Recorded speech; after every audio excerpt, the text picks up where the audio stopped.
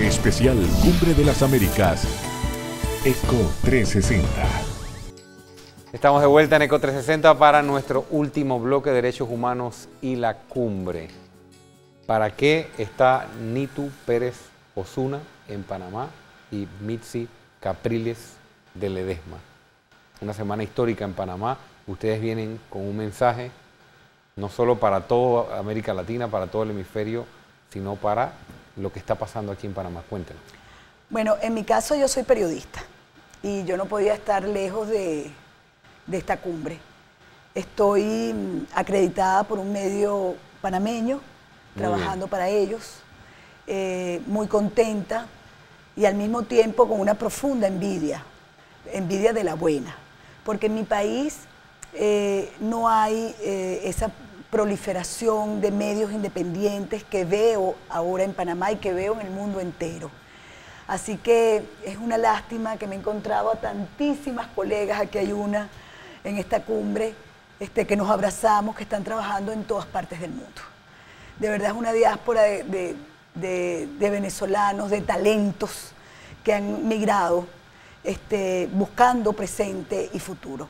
Y en lo segundo, porque no puedo dejar de acompañar a los 90.000 venezolanos que han tenido que abandonar a nuestro país, no por su voluntad, sino prácticamente porque los han echado de su tierra. Y han venido aquí y les han abierto, ustedes los panameños, sus brazos, les han brindado posibilidades y están haciendo vida aquí, están dando lo mejor de ellos, pero también están luchando por la libertad y la democracia en Venezuela. Y donde haya un solo venezolano en cualquier parte del mundo, en esa lucha estamos vivos, estamos vibrando y estoy segura que vamos a conseguir esa transición de lo que hablaba la diputada María Corina Machado, que por cierto le quitaron la diputación a lo que llegó de Panamá, la acusaron de traición a la patria y de conspiración y le fue arrebatada. También quiero, para que lo sepan los panameños, dictadores hablan de conspiraciones, ¿no? Ella fue la diputada más votada en Venezuela. Es que ha sido a los más votados, precisamente a los que han acorralado. Eso no es coincidencia. Eso no es coincidencia. Usted va a tener algunas reuniones en Panamá, viene simplemente como parte de la oposición venezolana. Cuénteme un poco si tiene una agenda acá y cuál es el mensaje que trae. Sí, queremos seguir alzando nuestra voz en nombre de los presos políticos o políticos presos, como los quieran llamar el gobierno de Venezuela. Nicolás Maduro dice que no hay presos políticos, no solamente los hay, sino que son presos de su conciencia. Así lo interpreto yo en lo personal, no quiero hablar en voz de otras personas que puedan diferir de cómo yo pienso. Yo creo que específicamente en mi caso personal, estoy aquí por Antonio Ledesma, Leopoldo López, nuestros estudiantes, Daniel Ceballos, nuestros presos políticos.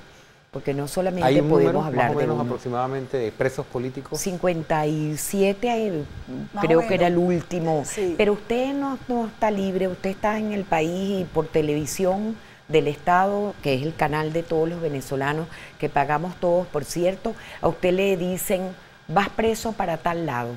Fulanito, dile ahí a la fiscal, y así es como se desarrolla.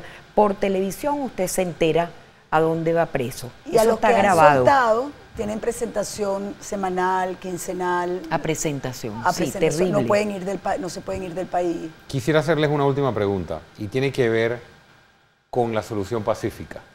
Porque siempre hay gente que tal vez en momentos de desesperación opta por otros mecanismos. El compromiso de la oposición venezolana es con una solución pacífica, por más que demore la solución. En ningún momento hemos pensado que la solución no tiene que ser pacífica. Justamente los que están presos son personas que su vida política la han desarrollado bajo la más absoluta búsqueda de la democracia y sobre todo saberla mantener. La solución tiene que ser tender puentes, pero tampoco usted puede tender puentes con una lata de gasolina en la mano y un fósforo encendido en el otro, que es lo que nos ha pasado hasta ahorita. Yo no puedo invitarte a un diálogo cuando te estoy inventando la progenitora, pero eso tiene que pasar. Habrá una parte de Venezuela, de los venezolanos, que quede pensando que lo que hemos tenido estos últimos 16 años ha sido bueno. Pues mire, hay que convivir justamente lo que no han hecho con nosotros. Hay quienes dicen que la solución necesita de un sector del chavismo. ¿Es así? ¿Es así? Bueno, la historia de Venezuela siempre te dice que cuando hemos salido de las dictaduras, el que sucede inmediatamente al dictador es alguien muy cercano a su gobierno. Pero precisamente la presión popular es la que no le permite a este sucesor mantener una dictadura. Venezuela ha tenido dictaduras largas y cruentas, nunca como la de esta, en crueldad. Cuando a mí me hablan de que estamos buscando soluciones pacíficas, claro que las estamos buscando, porque es que nosotros vivimos en una guerra. Te lo decía hace un rato, nos matan un venezolano cada 19 minutos, señores.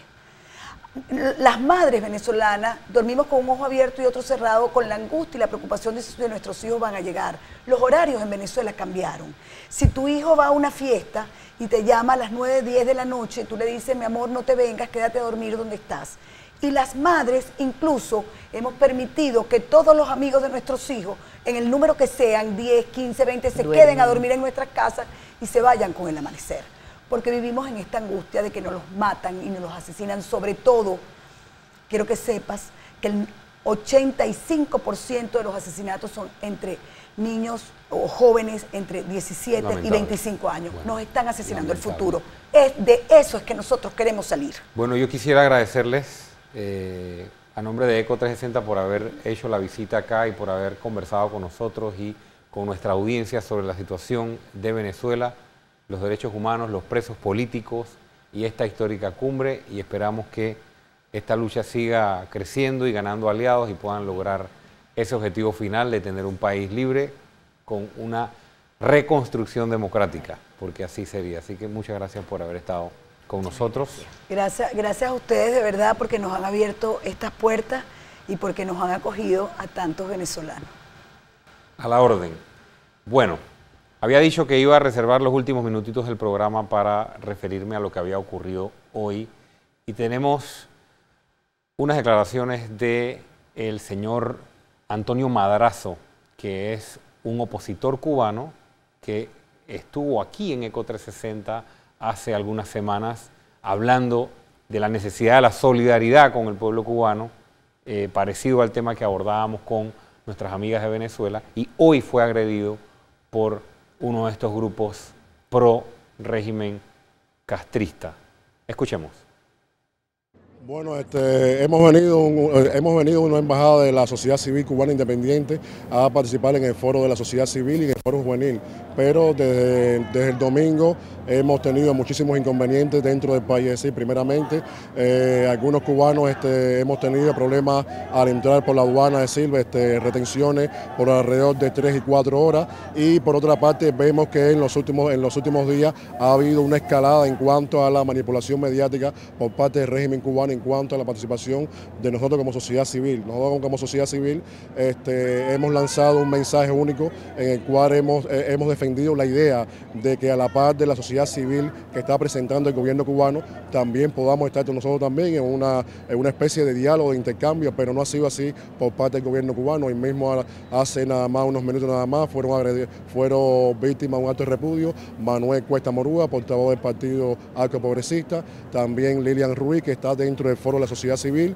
y Pedro Vidal de Cuban Soul Foundation. Nosotros pues generalmente llamamos a la calma y nos preocupa muchísimo la actitud que está tomando el régimen cubano en cuanto a manipulación mediática. Por ejemplo, ahora mismo está circulando un tabloide que viene desde Cuba, que se llama Mercenarios Cubanos, donde generalmente hay como una especie de descrédito hacia la sociedad civil.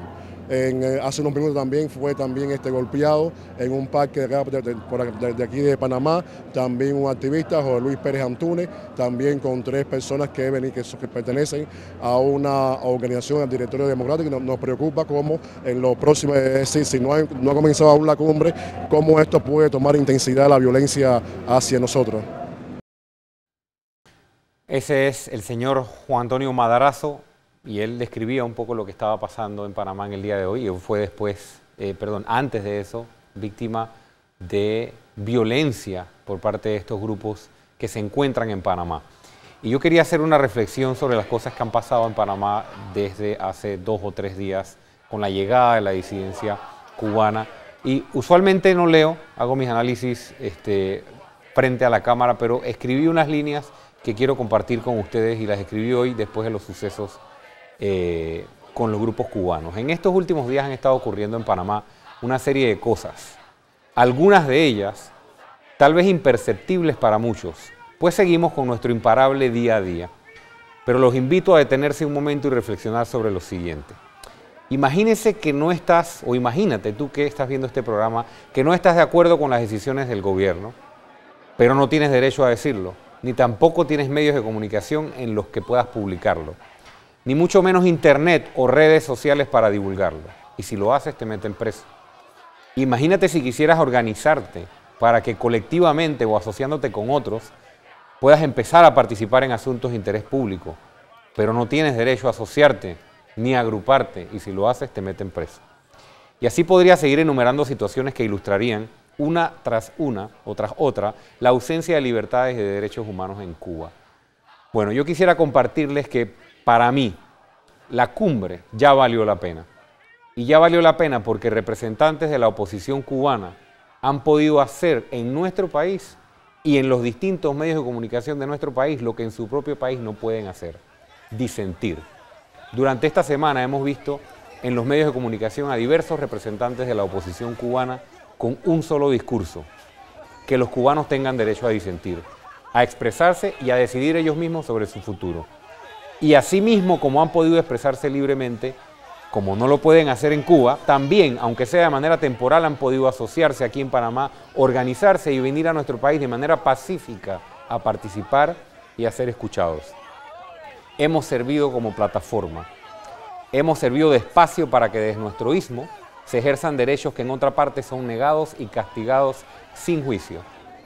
Dicho esto, estoy preocupado por lo siguiente: nuestras autoridades deben garantizar la seguridad de estas personas, garantizar el libre ejercicio de los derechos humanos en nuestro país. Y es que los comunistas han pensado que pueden hacer aquí lo mismo que hacen en Cuba. Los panameños no podemos permitir que en nuestro país, un país que tiene muchos defectos, pero que es libre y es democrático, y en el que se respetan las diferentes opiniones, se agreda, se atropelle y se hostigue públicamente a miembros de la oposición cubana solamente por disentir, por pensar diferente. Eso que lo hagan en Cuba, aquí no. Si esto pasa así en Panamá, ¿qué pasaría con ellos en Cuba? Los cubanos necesitan, al igual que los venezolanos, solidaridad de los panameños y de los latinoamericanos que creemos en la libertad, y debemos estar muy pendientes de cómo les irá a estos opositores cuando regresen a la isla, pues puede haber represalias para ellos. ¿Qué está pasando con la seguridad del Estado? ¿Cómo es posible que el gobierno panameño permita que quienes son brazos del gobierno cubano autoritario sí puedan hostigar, amedrentar y hacer lo que hicieron con la venia de la policía y las autoridades o la seguridad del Estado panameño, o con la complicidad indirecta? No entendemos qué está pasando.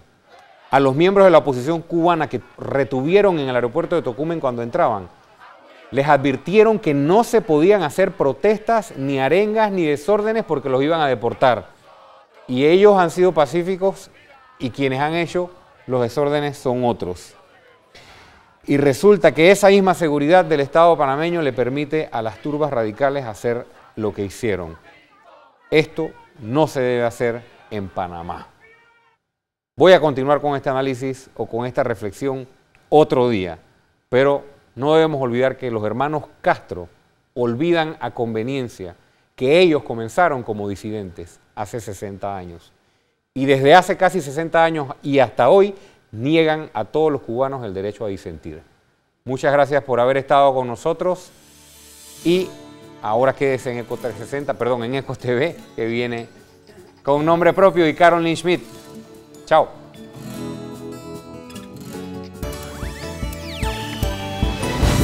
Especial Cumbre de las Américas. Eco 360.